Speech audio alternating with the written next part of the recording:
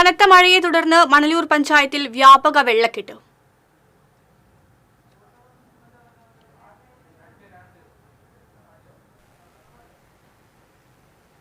അഞ്ചാം വാർഡിലെ വിശുദ്ധി അങ്കണവാടി ഉൾപ്പെടെ പരിസരത്തെ 10 വീടുകൾ വെള്ളക്കെട്ടിലായി. വാക്കാട്ടു മാധവി, ചിത്തംതോപ്പിൽ ജോൺ മോഹൻ, പനക്കപ്പറമ്പിൽ ഉണ്ണി, കോറോട്ട് സുകുമാരൻ, രാധാകൃഷ്ണൻ കോറോട്ട്, വാക്കാട്ട് ഗോപി, തേർമടം റൈജു, കളരിക്കൽ സുരേഷ് ബാബു, കുമ്പളത്തറ ഭാനു, പച്ചാമ്പള്ളി മനോജ്, വാക്കാട്ട് വിജയൻ തുടങ്ങി 11 വീടുകളാണ് വെള്ളക്കെട്ടിലായത്. ഈ പ്രദേശത്തുകൂടി കടന്നുപോകുന്ന ഇറിഗേഷൻ കനാൽ കരകവിഞ്ഞൊഴുകിയതാണ് വെള്ളക്കെട്ട് രൂക്ഷമാകാൻ കാരണം.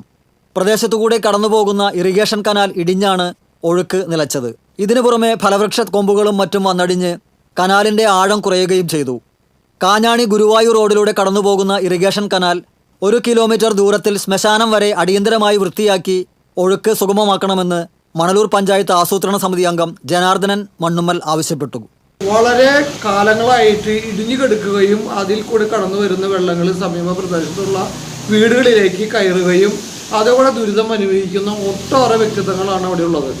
ഇതിൻ്റെ നടപടിക്കായി നമ്മൾ പല പ്രാവശ്യം ഇറിഗേഷനെ സമീപിക്കുകയും ഇത് റെഡിയാവാതെ വരികയും MLAനെ സമീപിക്കുകയും ഉണ്ടായി.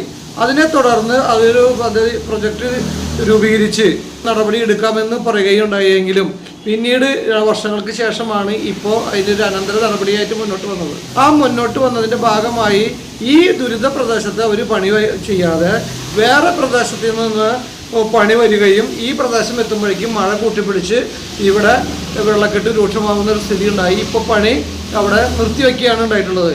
TCV തൃശ്ശൂർ.